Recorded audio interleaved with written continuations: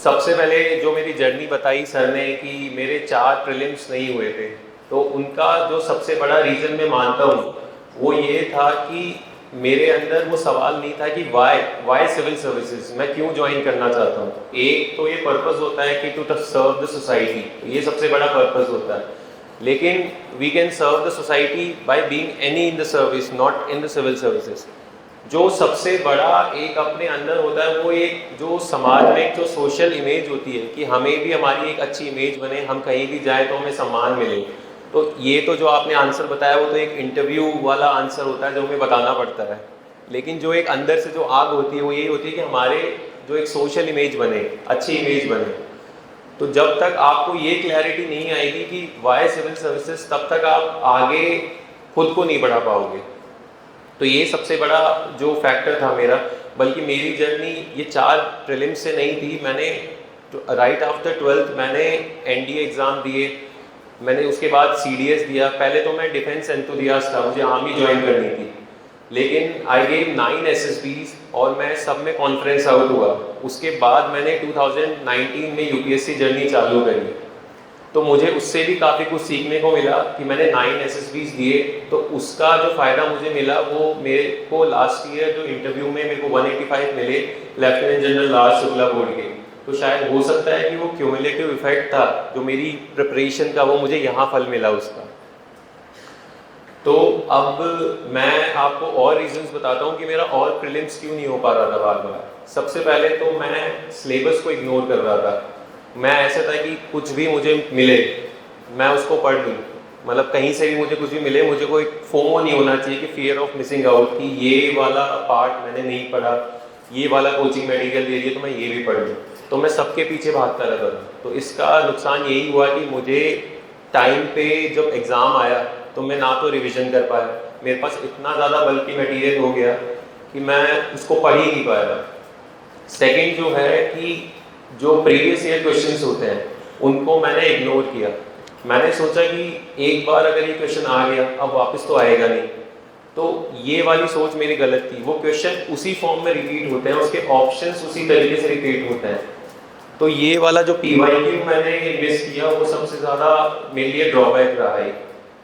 Third जो reason था कि जो हमने नोट्स बनाए उसके शॉर्ट नोट्स होने चाहिए हमारे पास लास्ट टाइम पे, जब लास्ट 1-2 दिन एग्जाम रहे हमारे पास। मैं अभी प्रीलिम्स की बता रहा हूँ आपको, मेंस में हम धीरे धीरे आगे मूव ऑन कर लेंगे। तो जो शॉर्ट नोट्स होते हैं वो हमारे पास लास्ट के 1-2 दिन में बहुत इंपॉर्टेंट होते हैं। हम लास्ट के 1-2 दिन में बुक्स नहीं पढ़ सकते सारी, बल्कि तो वो हमारे पास होने चाहिए, तो उससे हम क्विक रिविजन कर सकते हैं। जो लास्ट है कि मैंने एग्ज़ाम लाइक कंडीशंस में कभी मॉक टेस्ट नहीं दिया। मैं मॉक टेस्ट देता था, कभी ऐसे बेड पे लेटे लेटे दे दिया कि हाँ मॉक टेस्ट दे दिया, कभी ऐसे टीवी देखते देखते मॉक टेस्ट दे दिया। लेकिन जो एग्ज़ाम लाइक कंडीशन होती है कि 9 से 11 बजे पहला पेपर होगा, 2:30 से 4:30 बजे सी सेट का पेपर होगा, तो सी सेट वाली वही कंडीशन मैं पहले आराम से बढ़िया एसी में बैठ के 2:30 से 4:30 बजे तक एग्ज़ाम देता था। लेकिन जब मैं पहला अटैम्प्ट दिया तो उस मई जून की गर्मी में जब पेपर होता है तो इतनी गर्मी थी कि मेरा दिमाग चल ही नहीं पाया। तो मेरे को ये रियलाइज़ हुआ कि शायद मैं मेरे कंफर्ट जोन में हूँ, मुझे इस कंफर्ट जोन से बाहर आना है। तो मैंने धीरे धीरे एग्ज़ाम लाइक कंडीशंस बहुत ज़्यादा इम्प्रूव करी कि मैं 9 से 11 ही पेपर लिखूँगा। वैसे कंडीशन मैं पंखा बंद करके लिखता था कि मुझे गर्मी लगने दो जितनी लगे, ताकि मैं एग्ज़ाम वाले दिन के लिए प्रिपेयर हो जाऊँ। तो ये जो बहुत छोटी छोटी गलतियाँ हैं ये, लेकिन आपको कोई बता नहीं पाएगा, ये आप खुद भी करते होंगे, आपको रियलाइज़ नहीं होगा कि ये आप गलती कर रहे हो। बाकी सिलेबस और वो तो सब आपको पता ही है। वो जो ये ऑर्गेनाइजेशन है, प्रिंस ऑर्गेनाइजेशन, मैं अभी नोट्स पढ़ रहा था इनके करंट अफेयर्स की, मुझे इतने अच्छे नोट्स लगे कि इतने to the point crisp note दिए इन्होंने। इनकी काफ़ी अच्छी टीम है। तो प्रीलिम्स के लिए तो सब्जेक्ट आपको यहाँ पे ऑलरेडी सब पढ़ा ही रहे होंगे कि सारे आपके हिस्ट्री, पॉलिटी, ज्योग्राफी। मैं केवल ऐड ऑन ये करूँगा कि आपको पीवाईक्यू जो है, आप 10 साल के पीवाईक्यू ले आइए, सॉल्व पीवाईक्यूज ले आइए, उनको आप रेगुलरली रिवाइज करते रहिए। उनके जो आपने सही ऑप्शंस देख लिया कि इसका आंसर ए है, लेकिन बाकी के जो 3 ऑप्शन हैं आप उनको भी स्टडी कीजिए कि यूपीएससी ने ये क्यों दिए 3 ऑप्शन। कभी कभार ऐसा होता है कि उन 3 ऑप्शन में से एक नया ऑप्शन बन जाता है। तो आप PYQ पे बहुत ज़्यादा फोकस करिए। सेकंड जो प्रीलिम्स में आता है वो है CSAT। CSAT आजकल बहुत ज़्यादा ट्रिकी होने लगा है। मैं खुद साइंस बैकग्राउंड से हूँ और इंजीनियर हूँ। मैं 2 बार CSAT में फेल हो चुका हूँ बिकॉज ऑफ ओवर कॉन्फिडेंस कि हाँ मैं तो कर ही लूँगा CSAT, लेकिन वहाँ गया तो मेरे 66 मार्क्स भी नहीं आ सके। तो अगर आप आर्ट्स बैकग्राउंड से हो तो आप ये बिल्कुल भी मत डरिए कि मुझे तो साइंस मैथ्स आती नहीं, वो मैथ्स आती नहीं, मेरे को रीजनिंग नहीं आती। आपको अपनी स्ट्रैटेजी ढूंढनी है। कितने क्वेश्चन इंग्लिश के आते हैं आप वो करिए, उसके बाद इजी क्वेश्चंस उठाइए। आपका टारगेट होना चाहिए कि मेरे को 80+ नंबर आ जाए, क्योंकि वो वैसे मार्क्स तो जुड़ने नहीं है, वो केवल क्वालिफाइंग पेपर है आपका। तो CSAT के लिए आप रेगुलर मॉक्स लगाइए, आप PYQ देखिए, और अगर आपको फियर है मैथ्स का कि मैं नहीं कर पा रहा तो आप इंग्लिश वाले क्वेश्चन देखिए, रीजनिंग वाले देखिए। तो ये CSAT की तो मैं बताऊँगा स्ट्रैटेजी। उसके बाद अब मैं ऑप्शनल सब्जेक्ट पे जाऊँगा। ऑप्शनल मेरा पॉलिटिकल साइंस था कि सबसे पहले तो ये डाउट होता है कि आप ऑप्शनल, क्योंकि आपकी वो भी स्टेज है कि आप कौन सा ऑप्शनल डिसाइड करें। तो मैंने जो मेरा फर्स्ट पॉइंट था कि मैंने ऑप्शनल कैसे डिसाइड किया कि सबसे पहले तो आपका इंटरेस्ट होना चाहिए। आप पहले उस सब्जेक्ट को पढ़िए, 15-20 दिन आराम से पढ़िए, एग्ज़ाम वाले मूड से मत पढ़िए, एकदम फ्रीली पढ़िए कि आप कितना आपको समझ आ रहा है, कितना आप उस चीज़ को ग्रैप्स कर पा रहे हैं। फिर उसके PYQ देखिए कि आपको समझ में आ रहे हैं या नहीं आ रहे। उसके बाद सेकंड जो चीज़ होती है कि आप मटेरियल देखिए, उसका मटेरियल अवेलेबिलिटी अगर यहाँ आपको प्रोवाइड हो रहा है तो बहुत अच्छी चीज़ है। आप बाहर देखिए, कहीं भी देखिए, आपको मटेरियल इजीली अवेलेबल हो जाता है या नहीं हो जाता। आप उस पर मत जाना कि इस सब्जेक्ट को ज़्यादा मार्क्स देती है UPSC, इस सब्जेक्ट को कम मार्क्स देती है UPSC, आप उस पर मत जाना। आप सबसे पहले अपना इंटरेस्ट देखिए, इंटरेस्ट सबसे ज़्यादा इंपॉर्टेंट होता है। उसके बाद आप मटेरियल पे जाइए, बल्कि है, ये वाला सब्जेक्ट थोड़ा लेंदी है, ये वाले पॉइंट्स कुछ नहीं होते, आप पढ़ेंगे तो वो इजीली कवर हो जाएगा। और ऑप्शनल अगर आपको कवर करना है तो जैसे आपका जो आप 26 का अटेम्प्ट दो, 27 का दो, तो जस्ट 4-5 महीने प्रीलिम्स से पहले आप एक बार तो ऑप्शनल कर लो। आप अपने नोट्स बना लो, शॉर्ट नोट्स बना लो। शॉर्ट नोट्स सबसे ज़्यादा इंपॉर्टेंट है। मेरे जो पॉलिटिकल साइंस के नोट्स हैं, आपको पता होगा कि पॉलिटिकल साइंस कितनी बड़ी है, तो 2 पेपर है मेरे, टोटल 100 पेज के नोट्स हैं वो दोनों सब्जेक्ट के। उसके अलावा मैं कुछ नहीं पढ़ता, केवल वही 100 पेज वो पढ़ता हूँ। और लास्ट ईयर मेरे 280 मार्क्स आए थे, जो कि वन ऑफ द हाईएस्ट थे, क्योंकि उस टाइम बहुत कम मिले थे पॉलिटिकल साइंस के नंबर।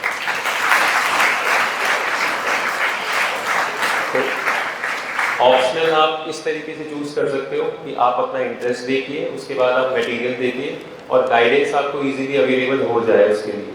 तो इसके और इसमें भी PYQ तो UPSC का एक रामबाण मान लो आप, कि इससे PYQ हमें बाउंड्रीज बता देता है कि इसके बाहर नहीं जाना हमें। अगर आप पढ़ते रहोगे तो UPSC का सिलेबस कभी कम नहीं हो सकता, कभी ख़त्म नहीं हो पाएगा, क्योंकि UPSC का सिलेबस पता नहीं कितना वाइड है। हम कोई चीज़ भी पढ़ते हैं तो वो लिमिटेड नहीं होती, UPSC उसके बाहर भी पूछ सकता है। अब इसके बाद मैं मेंस के ऊपर आऊँगा। मेंस के लिए सबसे GS की स्ट्रैटेजीज, आपकी जो अभी अप्रोच होनी चाहिए क्लास में, आपकी मेंस, आप प्री को लेके मत पढ़ना कभी भी कि हम तो प्री को लेके पढ़ रहे हैं। आप हमेशा मेंस को लेके पढ़िए कि हम मेंस पढ़ रहे हैं, तो आपका ऑटोमेटिकली प्री तो अपने आप हो जाएगा।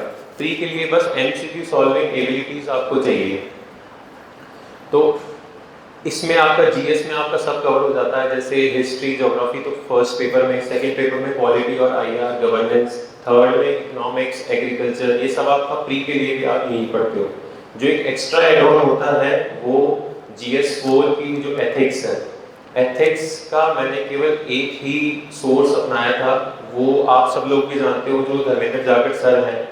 मैंने केवल उनके ही बुक से सब कुछ पढ़ा था और वहीं से ही मेरा स्कोर रहा था 114, वो भी काफ़ी अच्छा स्कोर था उसमें मेंस में। और ऐसे के लिए भी मैंने धर्मेंद्र सर की गाइडेंस ली थी। और धर्मेंद्र सर क्योंकि एक वेटरन है UPSC फील्ड में, और वो भी हमारे साथ जुड़े थे, तो उन्होंने काफ़ी अच्छा हमें गाइडेंस दी थी कि ऐसे कैसे अप्रोच करना चाहिए। बट अनफॉर्चुनेटली मेरे ऐसे में बहुत कम मार्क्स थे, क्योंकि लास्ट ईयर बहुत ही कम मार्क्स दिए गए थे बच्चों को ऐसे में इंग्लिश मीडियम में। मेंस के टाइम भी आपको पूरा का पूरा, जैसे कि 9 से 12 पेपर होता है, 2 से 5 पेपर होता है, वैसे ही आपको 3-3 घंटे लिखने हैं पूरे। आप शुरुआत में आप पूरा नहीं कर पाओगे, पहले पेपर 20 क्वेश्चन आते हैं शुरुआत में, 10 क्वेश्चन 12 क्वेश्चन, लेकिन उससे घबराना नहीं है। शुरुआत में मैं भी 15-16 करता था, लेकिन धीरे धीरे विद टाइम आपको क्वेश्चन समझ में आने लगेगा, आप डायरेक्टली कर दोगे। आप जब भी नोट्स बनाओ मेंस के, तो हर चीज़ के आप पहले से ही प्रिपेयर कर लो कि मैं इस चीज़ में इंट्रो ये लिखूंगा, मैं इस चीज़ में कंक्लूजन ये लिखूंगा। ये पहले से जब आप बना लोगे तो एग्ज़ाम में आपको ज़्यादा सोचने का मौका नहीं मिलेगा, क्योंकि सोचने का तो वैसे ही मौका नहीं मिलेगा 3 घंटे में यूपीएससी में। अगर आप सोचने लग जाओगे तो फिर पेपर कंप्लीट नहीं होगा, मेंस की मैं बता रहा हूँ। और अगर पेपर कंप्लीट नहीं हुआ तो आप ऑलरेडी रेस से बाहर हो चुके हो। तो पेपर कंप्लीट करना सबसे पहले प्रायोरिटी होनी चाहिए हमारी यूपीएससी में। के बाद मैंने पीजी भी किया था पॉलिटिकल साइंस में, क्योंकि मेरा रेगुलरली मेरा प्रीलिम्स नहीं हो पा रहा था, तो मैंने सोचा कि कुछ प्लान बी होना चाहिए। लेकिन आप लोगों के लिए अभी प्लान बी की ज़रूरत नहीं, क्योंकि आप ऑलरेडी अभी ग्रेजुएशन भी कर रहे हो और विद ग्रेजुएशन आप प्रिपरेशन कर रहे हो। तो मैंने प्लान बी के लिए नेट जेआरएफ का सोचा था कि मैं नेट जेआरएफ करके और कुछ प्रोफेसर या फिर उस फील्ड में चला जाऊँगा, क्योंकि यूपीएससी का कुछ पता नहीं था। तो मैंने लास्ट ईयर नेट जेआरएफ भी दिया था, मेरी 100% आई थी, उसको ऑल इंडिया रैंक 1 थी मेरी उस टाइम पे नेट जेआरएफ में।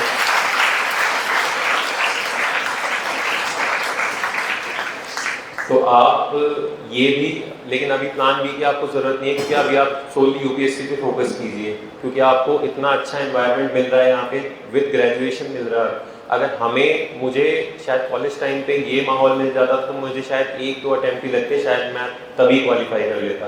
तो मुझे शुरुआत में इतनी अच्छी गाइडेंस नहीं मिली, और आप सबको प्रिंस जो ऑर्गेनाइजेशन है उसका बहुत ज़्यादा थैंकफुल होना चाहिए, क्योंकि वो आपको इतना अच्छा एनवायरनमेंट प्रोवाइड करवा रहे हैं। तो आपको फुल्ली डेडिकेटली आपको पढ़ाई करनी चाहिए, और जो भी आपके डाउट्स आप रेगुलरली उनसे सॉल्व करो।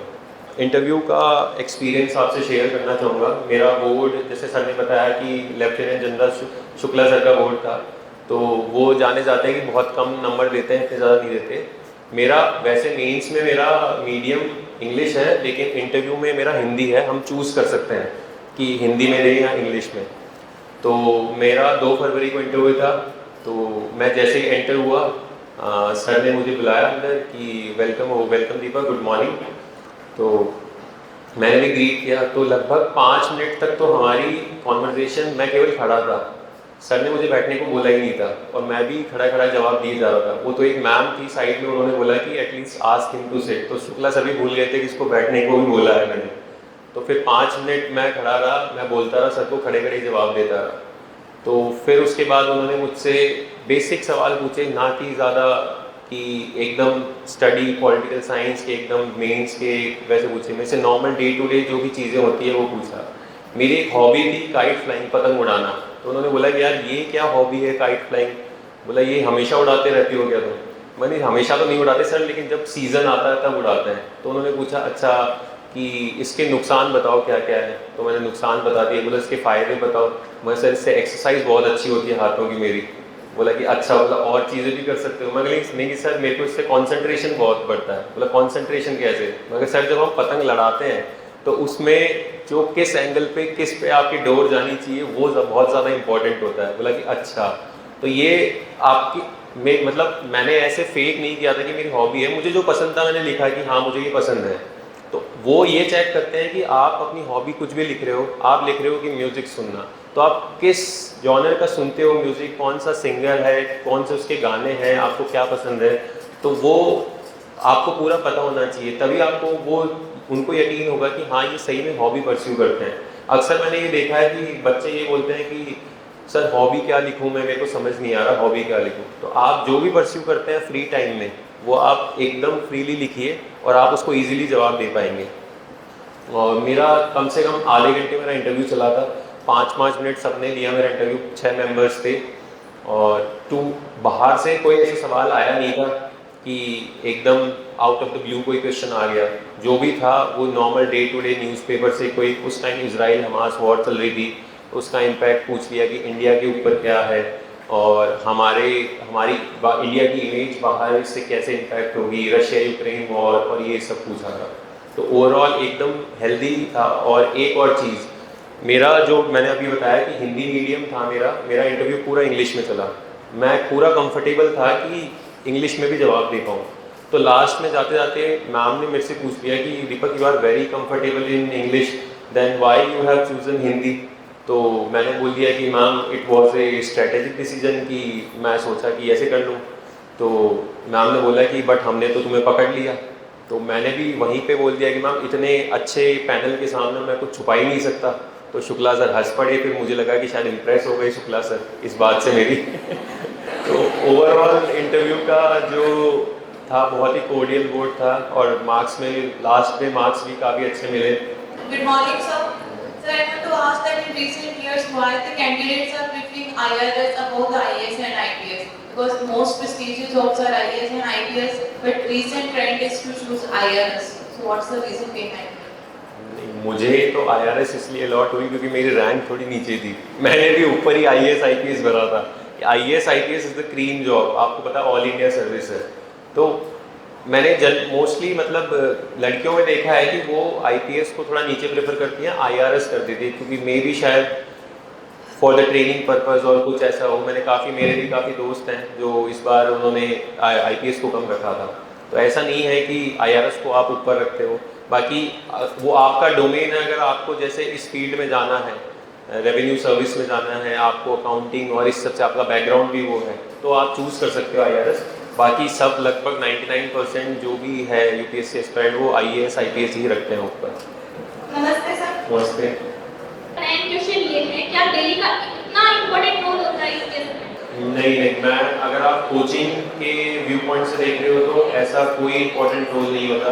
आजकल तो ऑनलाइन भी इतनी ज़्यादा हो गया, प्लस मैं अभी डूडी सर को बोल रहा था कि आपने इतना अच्छा एनवायरनमेंट प्रोवाइड करा दिया, आप पूरा जयपुर दिल्ली सब यहाँ ले आओ, तो इतना ज़्यादा कोई रोल नहीं होता। आपका रोल कितना होता है वो डिसाइड करेगा, ना कि दिल्ली का या आपके बैकग्राउंड का वो रोल करेगा। तो सबसे पहले आपका है कि आप कहाँ रह के कितना प्रिपेयर कर पा रहे हो। गुड मॉर्निंग सर, मैं ऐश्वर्या। मेरा आपसे एक क्वेश्चन रहेगा कि सर लोग ये बोलते हैं कि यूपीएससी क्रैक करनी है तो आपको सोशल मीडिया से दूर रहना चाहिए। कुछ लोग ऐसे बोलते हैं कि आप यूपीएससी क्लियर करनी है तो आप सोशल मीडिया से अटैच रहिए। तो मैं पूछना चाहती हूँ कि आपके सिविल सर्विस की लाइन में सोशल मीडिया से कितना अटैचमेंट है? मैं सोशल मीडिया से तो मेरा बिल्कुल नहीं था। मैं आया ही सोशल मीडिया पे इसी साल जब मेरा सिलेक्शन हुआ, उससे पहले मैं सोशल मीडिया पे था ही नहीं। लेकिन एक मैं आपको अच्छा एग्जांपल देता हूँ कि लास्ट ईयर एक सिलेक्शन हुआ था IPS की, वो आशना चौधरी मैम, वो सोशल मीडिया, वो रेगुलरली एक्टिव थे सोशल मीडिया पे। उनसे भी यही सवाल पूछा गया था, तो उन्होंने यही बोला था कि ये अपने ऊपर है कि हम कितना सोशल मीडिया को हमारे ऊपर इन्फ्लुएंस होने दे रहे हैं। आप अगर सारा दिन सोशल मीडिया पे ही लगे रहेंगे तो बाहरी चीज़ों से इन्फ्लुएंस होते रहेंगे। या तो एक आप वैसे देखो, करता तो है सोशल मीडिया इन्फ्लुएंस, क्योंकि मैं खुद इसलिए नहीं था क्योंकि मेरे दोस्त सारे अच्छी जगह पे थे। कोई प्राइवेट सेक्टर में था, कोई गाड़ी ले रहा था, कोई बढ़िया शादी करके घर ले रहा था। मैं उनको देखता था तो मुझे ऐसे नेगेटिविटी फील होती थी। तो अगर वो नेगेटिविटी कम करनी है तो आप रहो ही मत सोशल मीडिया पे। अगर वो चीज़ आपको अफेक्ट करती नहीं तो फिर कोई दिक्कत नहीं है सोशल मीडिया से। नमस्कार सर, मेरा नाम रेणुका है। तो मैं आपसे पूछना चाहूँगी कि आप अपनी प्रिपरेशन के टाइम पे आप सोसाइटी से कितना इंटरेक्ट रहे थे? मतलब कई लोग बोलते हैं कि आपको एकदम कंप्लीट आइसोलेशन रखना चाहिए, और कई मतलब ऐसा होता है कि आप सारे फंक्शन वगैरह प्रोग्राम जो भी होते हैं तो आराम से अटेंड करो, तैयारी भी करो साथ में। मतलब तो आपके बिल्कुल, मैं तो पूरा इंटरेक्ट करता था। जहाँ जीमड़े का न्योता होता था मैं तो जाता था जीमड़े।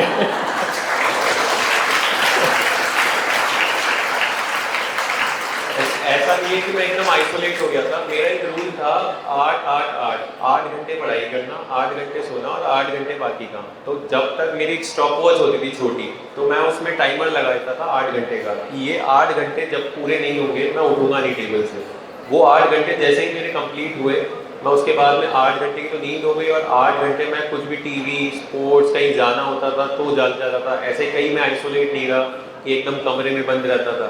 आपको अगर आप आइसोलेट हो जाओगे तो आपको ये नेचर ऑफ जॉब ऐसी है कि आपको बाहर का भी आपको आइडिया रखना है। हाँ, थोड़े टाइम के लिए हमें आइसोलेट रहना पड़ता है, 4-5 महीने तक एग्जाम पीरियड हो जाता है। लेकिन आप बाकी टाइम जब प्रिपरेशन फेज में हो तो आपको सोसाइटी से भी इंटरेक्ट करना है, क्योंकि अल्टीमेटली आप आओगे तो सोसाइटी के बीच में ही। तो आपको जब तक सोसाइटी का पता नहीं होगा कि कैसे काम करती है चीज़ें, कैसे इंस्टीट्यूशंस हैं, क्या है गांव में, अगर आप गांव भी जाते हैं तो आपको कैसे आप पता होगा एकदम आइसोलेट हो गए तो आप। तो आप अपना फॉर्मूला जैसे रेगुलरली 8 घंटे से ज़्यादा मैं तो नहीं पढ़ पाता, और मैंने किसी को देखा भी नहीं। कई लोग बोलते हैं 12-13 घंटे पढ़ते हैं, लेकिन मुझसे तो आज तक 12-13 घंटे पढ़ाई हुई नहीं है। बाकी आपके ऊपर डिपेंड है आप कितना घंटा पढ़ते हो, लेकिन वो 8 घंटे केवल 8 घंटे होने चाहिए। ऐसा नहीं 8 घंटे के बीच में आप 1 घंटा तो रीलें चल गई और उसके बाद में फिर वापस पढ़ने लग गए, फिर कुछ देखने लग गए। वो 8 घंटे एकदम डेडिकेटली 8 घंटे होने चाहिए। Good morning sir. Good morning. Sir मेरा क्वेश्चन ये है कि हिस्ट्री के लिए और मैथ के लिए जो शॉर्ट नोट्स होते हैं, तो हम तो जो पढ़ते हैं नॉर्मल लोग सभी इम्पोर्टेंट लगता है, तो उसके लिए कैसे शॉर्ट नोट्स बनाएं?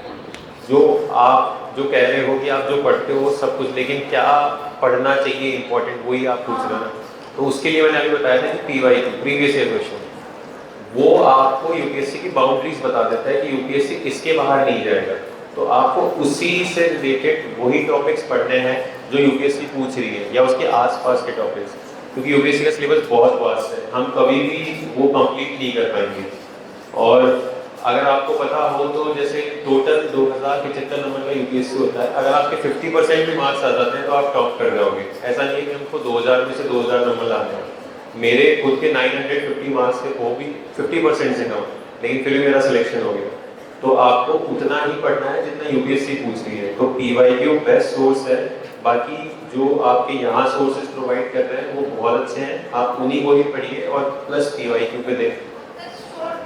शॉर्ट नोट्स, शॉर्ट नोट्स तो आप सबसे पहली रीडिंग में आप शॉर्ट नोट्स बनाएंगे। जब हम शॉर्ट नोट्स बनाने लगते हैं तो हमें लगता है कि सब इम्पोर्टेंट है, तो हम सब कॉपी पे छाप लेते हैं कि जो बुक में है वही कॉपी में हमने छाप लिया। तो उससे क्या डबल मेहनत हो गई, हमारी एनर्जी भी वेस्ट हो गई कि हम वही चीज़ वापस लिख रहे हैं। आप सेकेंड या थर्ड रीडिंग में उसको वापस लिखने लगे कि एक पैराग्राफ में से 2-3 कीवर्ड्स होते हैं, वो इंपॉर्टेंट होता है, तो आप अपनी ही लैंग्वेज में उसको बना के लिखिए। और शॉर्ट नोट्स ऐसे होते हैं कि आप ऐसे बनाइए कि आप शॉर्ट लैंग्वेज भी यूज़ कर सकते हैं, कुछ डायग्राम भी यूज़ कर सकते हैं। आप पूरे सेंटेंस मत यूज़ किए, आप 1-2 वर्ड याद रख लिया, आपने जैसे वो वर्ड्स देखे आपको याद आ गया, रिकॉल हो गया, तो वो शॉर्ट नोट्स होते हैं। आप अपने लिए शॉर्ट नोट बनाओ। हमारी दिक्कत क्या होती है कि हम जब भी नोट्स बनाने लगते हैं ना, तो एकदम अच्छे से सुंदर बनाते हैं कि हम किसी और के लिए नोट्स बना रहे हैं। हमको खुद को समझ में आना चाहिए कि हम कैसे नोट्स बना रहे हैं, एकदम कैसे भी राइटिंग हो, डायग्राम हो, कैसे भी। तो आप सेकंड या थर्ड रीडिंग में वो नोट्स बना लें, पहली रीडिंग में आपसे नोट्स नहीं बनेंगे। तो शॉर्ट नोट्स धीरे धीरे बनेंगे आपसे। सर गुड मॉर्निंग, मेरा नाम रतन कृष्ण है और मैं BFL फर्स्ट ईयर का छात्र हूँ। सर मेरा ये सवाल है कि सिविल सर्विस की तैयारी के साथ करंट अफेयर या करंट के बारे में जो कैसे तैयारी करें, क्योंकि उसमें ज़्यादातर हमें समझ कुछ नहीं आता करंट के बारे में। बिल्कुल, करंट में आप सबसे पहले एक न्यूज़पेपर पढ़ना हैबिट बना लीजिए। आप चाहे हिंदी मीडियम हो या इंग्लिश मीडियम हो, आप कोई भी अच्छा न्यूज़पेपर करके उसको डेली कवर कीजिए।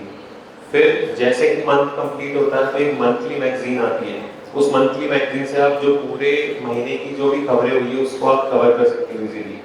फिर जैसे ही एग्जाम टाइम आता है तो कई कोचिंग्स होती है वो आपको कंपाइलेशन दे देती है पूरे साल की, तो आप उससे रिवाइज कर सकते हो। तो धीरे धीरे आप कम से कम 3 या 4 बार रिविजन करना पड़ेगा, तभी वो करंट अफेयर्स पूरा अच्छे से हो पाएगा। Good morning sir. Good morning. मेरा नाम टीचर शर्मा है सर, मैं BA थर्ड ईयर की छात्रा हूँ सर। मैंने UPSC को अलावा सेकंड ऑप्शन के रूप में RS को चुना है सर। मेरा 2025 में RS का प्री है, तो सर टाइम लिमिटेड है सर, क्या मतलब स्ट्रेटजी क्या अपनानी चाहिए? आप 2025 में UPSC एग्जाम करोगे? RS का प्री है, सेकंड ऑप्शन है मेरा। तो अभी तो सामने तो हमारे RS प्री है, तो हम उसी पे ज़्यादा फोकस करें तो बेहतर जो होगा, क्योंकि आप 26 में कब दोगे आप अटेम्प्ट UPSC? 2025 में दोगे। अभी तो आप RS पे फोकस कीजिए, उसके RS का ही दे दो। UPSC के आपको 3 महीने मिलेंगे, आप उसमें जितना कवर कर सकते हो, क्योंकि आप इंडिया लेवल का तो RS में भी पढ़ोगे तो वहाँ भी आपका कवर होता रहेगा। RS में आपको ज़्यादा केवल राजस्थान का करंट अफेयर्स वो ज़्यादा पढ़ना पड़ेगा। तो आप अभी तो टाइम है कि आप RS का एक बार दो, क्योंकि RS का आप प्री दोगे तो आपको मेंस में बहुत अच्छा टाइम मिल जाएगा। RS में 5-6 महीने आपको मिल जाते हैं, लेकिन सिविल सर्विसेज में केवल 2-3 महीने मिलते हैं। तो आप अभी तो RS पे ध्यान दीजिए। जैसे ही RS प्री शायद फरवरी में है, तो उसके बाद आप उस पे सिविल सर्विसेज वाले मोड पे शिफ्ट हो सकते हैं। सर जैसे मैथ का पोर्शन मेरे को समझ में नहीं आता है, तो सर उसको स्किप कर सकती हूँ क्या मैं? RS में देखो आरएस में लगभग 15 से 20 सवाल आते हैं मैथ्स और रीजनिंग के। रीजनिंग तो उसमें आप कई तो ऐसे रीजनिंग के सवाल होते हैं ब्लड रिलेशन वाले जो अपन आराम से सॉल्व कर सकते हैं। तो आप देखो कि 3-4 क्वेश्चन तो कहीं ना कहीं से मैं सही कर लूँ। तो आप देखो कि कौन कौन से जैसे टॉपिक्स हैं कि जो आप कर सकते हो, पूरा छोड़ के मत जाओ। एक बार पीवाईक्यू देख लो कि पीवाईक्यू में क्या क्या कौन कौन से टॉपिक्स आते हैं, जैसे ब्लड रिलेशन या वो फिगर्स वाले क्वेश्चन आते हैं कि इनको जोड़े तो क्या बनेगा। ये बहुत इजी सवाल आते हैं, इसमें वो नहीं है कि हमको कुछ एक्सपर्टीज चाहिए। तो 4-5 क्वेश्चन आप इजीली सॉल्व कर सकते हो। बाकी अगर आपका और पोर्शन अच्छा है जैसे इकोनॉमिक सर्वे, करंट अफेयर्स, तो वो आप ध्यान दे सकते हो वहाँ पे। Good afternoon, sir. Sir, my name is Sagar Tarar and I am currently preparing for my CDS examination. Sir, I was failed in my NDA written attempts one time and 2 times I was unable to make through the interview. So, sir, there was a constant situation in the mind that you are unable to make it. Sir, and you are also failed in the 5 times. Sir, the same type of thought came into your mind? 9 times. Yes, I failed 9 times. No, 9 times is me. Why are you having a negative thought at the start? Be bloody positive. Sir, so how you have tackled these types of thoughts, sir? If they come into your mind? Conference out जब होते हैं तब हम वहाँ से निकलते हैं तो बुरा तो बहुत लगता है कि शायद सिलेक्शन हो जाता, लेकिन मेरे तो सारे जो अटेम्प्ट्स थे एसएसबी के वो भी ख़त्म हो चुके थे। लेकिन मैंने देखा है कि लोग 15 एसएसबी में भी क्लियर करते हैं लोग। तो मेरे तो एक्चुअली ख़त्म हो गए थे अटेम्प्ट, इसलिए मैं यूपीएससी में शिफ्ट हो गया। तो मुझे तो वो जो फीलिंग थी उस पर ज़्यादा सोचने का मौका ही नहीं मिला, मैं तो वापस पढ़ाई में लग गया। तो इसलिए आप इतना ज़्यादा आपके पास अभी मौका है तो आप सेल्फ इंट्रोस्पेक्शन करिए कि आपकी गलतियाँ क्या क्या थी।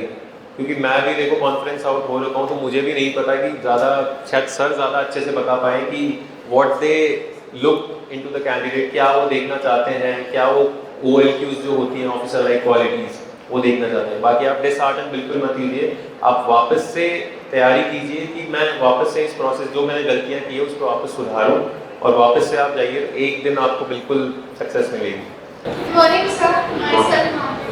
मैं आपसे पूछना चाहूँगी कि सर जैसे आपने 5th अटेम्प्ट में IRS की अचीव करी तो आपने 4 टाइम्स फेलियर जैसे फेस किए, तो आपने उनको कैसे एक्सेप्ट किया, फर्दर आपने अपना मोटिवेशन कैसे बनाया और कैसे कंसिस्टेंट किया?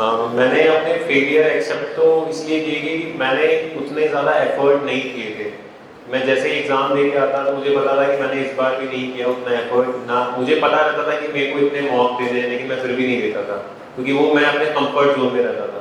तो धीरे धीरे मैंने वो अपनी चीज़ें इम्प्रूव करी और मुझे कहीं ना कहीं 1% तो बिलीव था कि अगर मुझे एक बार मेंस लिखने का मौका मिलेगा तो मैं शायद अच्छा करूँगा। तो वो 1% इक्वल्स टू 100%, अगर आप 1% ही बिलीव करते हो ना तो वो 100% के बराबर है। तो दैट केप्ट मी मोटिवेटेड की टू मूव फॉरवर्ड। तो लास्ट ईयर मैंने प्रीलिम्स दिया तो मेरा हुआ, तो मैं इतना श्योर था कि मैंने 4 साल में ऐसा ही नहीं, मैंने प्री की तैयारी की, मैंने मेंस की भी करी थी। तो जैसे ही मेंस का मेरे को मौका मिला तो मैंने फुल एफर्ट दिया और अल्टीमेटली मुझे सक्सेस अचीव हुई। Good morning, sir. Good morning. Myself, Kanchan Sareen. I'm the student of BA second year. Sir, I want to ask you a question. That can you tell us your result, the story with us? That can you share your experience? What was your feeling when you started finally flipped the attempt? I finally cleared that exam. बिल्कुल, ये शायद 13 या 14 अप्रैल से ऐसा माहौल बन गया था कि अब रिजल्ट आने वाला है। तो हम सब, मैं तो डरा हुआ था ही बिल्कुल। तो जब उस दिन 16 अप्रैल को ट्यूसडे था तो उस दिन ऐसा था कि टेलीग्राम ग्रुप पे काफ़ी ज़्यादा न्यूज़ आने लग गई थी कि आज रिजल्ट आने वाला है। तो मैं तो सुबह से ही मैंने कुछ दूध चाय पानी कुछ भी नहीं पिया था, मैं तो बैठा था कि मैं नहा दूँगी बस रिजल्ट आ जाए। तो मैं ऊपर अपने कमरे में बैठा था, जैसे ही रिजल्ट आई तो कुछ टेलीग्राम ग्रुप्स पे PDF आ गई। तो कई लोग ऐसे बोलते हैं कि कोई फेक PDF डाल देता है तो उसमें नाम आ जाता है आपका। मैं UPSC की साइट खोला तो वो खुल नहीं रही थी। तो हमारा एक WhatsApp ग्रुप बना हुआ था, तो उस पर एक फ्रेंड का मैसेज पॉपअप हुआ कि कॉन्ग्रेचुलेशंस मोहन, पहले मोहनलाल जाखड़ आप मिल चुके हो उनसे, जिनकी 53 रैंक आई थी। तो हम मतलब साथ ही थे।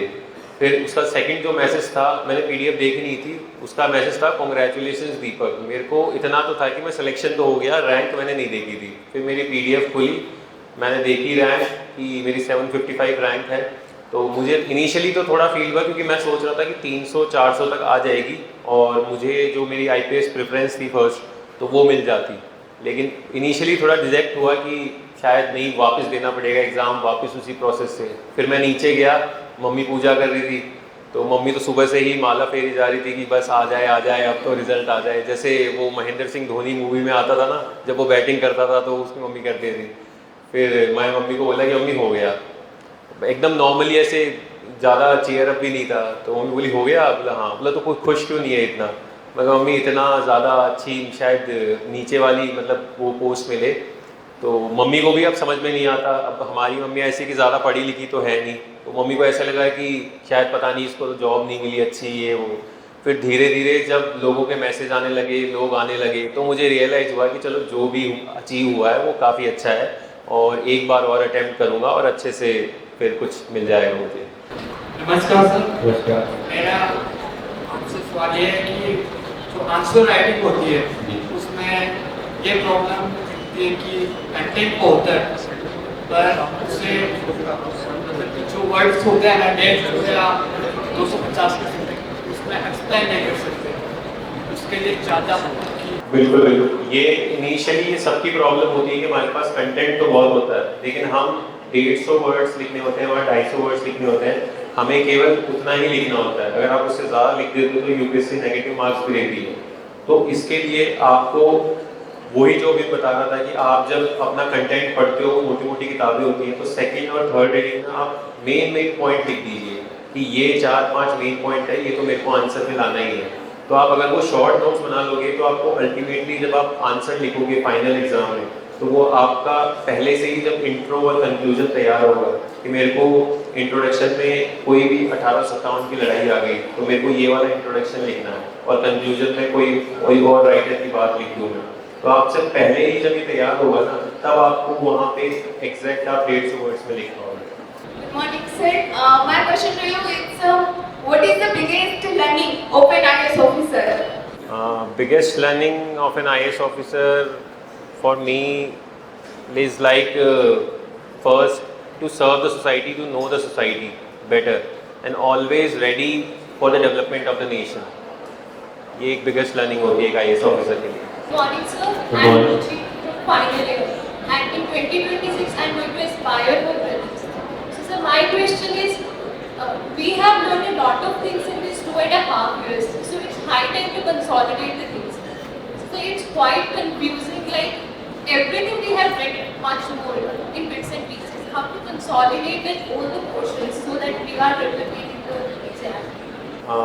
आपके पास जैसे अभी 2.5 years है तो आप जो आपका syllabus I have read 2.5 years and I अच्छा, have you have read half 2.5. board. So what you can do is just revise the portion which you have already read. फिर आप जैसे ही मैंने बताया कि आप फर्स्ट सेकंड थर्ड टाइम में consolidate वो तभी होगा जब आप उसको छोटे छोटे नोट्स में रेप्लिकेट करोगे। जब आप वो बल्कि नोट्स से अब उनको साइड में रख दो, जब आप शॉर्ट नोट्स पढ़ोगे वो कंसोलिडेट तभी होगा, उसके पहले नहीं हो पाएगा क्योंकि वो बहुत सारा मटेरियल है हमारे पास। और प्लस जो करंट अफेयर्स होते हैं उसको हम जैसे आपने पिछले 2 साल के पढ़े तो वो अब शायद अब नए होंगे करंट अफेयर्स, अब हमें नए तरीके से पढ़ने पड़ेंगे। तो आप धीरे धीरे चीज़ों को अपग्रेड करते रहिए। करंट अफेयर्स के आप नोट्स मत बनाना क्योंकि कोचिंग आपको ऑलरेडी प्रोवाइड कर दी है, कोई भी कोचिंग ले लो आप, यहाँ पे भी आपको कंसोलिडेटेड आपको मंथली मैगजीन मिल जाएगी। तो आप उससे एफर्ट लगाने से अच्छा है कि उसको आप 2-3 बारी पढ़ो, रिवाइज करो ताकि वो आपके माइंड में रेप्लिकेट हो जाए। प्लस आप 3 या 4 बार, लगभग 5 से 6 बार आपको रिवीजन करना पड़ेगा तभी जाके वो रेप्लिकेट होगा, वहाँ पे एक बार रिवीजन में नहीं होगा। तो शॉर्ट नोट्स बहुत ज़रूरी है आपके लिए। सर मेरा क्वेश्चन आपसे ये कि जो अदर कोचिंग होते हैं उसके नोट्स भी अवेलेबल रहते हैं, एक अपन नोट्स बनाते हैं और जो अदर कोचिंग के नोट्स होते हैं प्लस नोट्स हो, एवं उसको देख के अपन शॉर्ट नोट्स बना सकते हैं या फिर जो अपने नोट्स बनाए उसको शॉर्ट नोट्स बना के अपनी प्राथमिकता दे या फिर उनको जो नो क्लास नोट्स अवेलेबल रहते हैं उनको देख के भी अपन शॉर्ट नोट्स बना सकते हैं। तो फिर आपके हिसाब से क्या करें? तो जैसे आपके पास नोट्स हैं, आपको लगता है कि शायद इसमें कुछ कमी है तो आप बाकी कोचिंग के नोट्स देख लो, उसमें से जो ऑलरेडी कंटेंट ओवरलैप तो हो जाएगा लेकिन कुछ नया पॉइंट है तो आप उसमें से निकाल लो। तो आपको ऐसा होना चाहिए कि आप जो भी सारी कोचिंग है उसमें से थोड़े थोड़े पॉइंट्स आप निकाल लो और अपने खुद के नोट्स बना लो। ऐसा नहीं है कि आपको एक जगह से आपको कहीं भी 100% नहीं मिल सकता, आपको एफर्ट मारने पड़ेंगे। जैसे आप टॉपर आंसर का कॉपी भी देखोगे तो मैं क्या करता था कि मेरे को जब नोट्स बनाने होते थे तो मैं जैसे टीना डाबी मैम और उन सब की आंसर कॉपीज देख लेता था, उसमें एग्जाम्पल्स होते थे तो वो खुद ही लिख लेता था मैं कि मुझे अब कहीं जाने की ज़रूरत ही नहीं, अगर टॉपर ने ये आंसर लिखा है तो मॉक में, तो मैं वहीं से कॉपी कर लेता था, वहीं से कॉपी पेस्ट किया अपने नोट्स में कि अब ये मैं खुद रेप्लिकेट करूँगा। तो आप किसी भी अलग अलग कोचिंग से आप अच्छे अच्छे पॉइंट्स उठा सकते हो। सर जैसे कि आपने कहा कि मोटिव होना ज़रूरी है यूपीएससी क्लियर करने के लिए, तो आपका मोटिव क्या था? मेरा तो एक सिंपल मोटिवेशन था कि मुझे बस अपने मम्मी के चेहरे पे खुशी देखनी थी और वो मैंने उस दिन देख ली थी। तो ये मेरे लिए एक बहुत छोटी सी मोटिवेशन है कि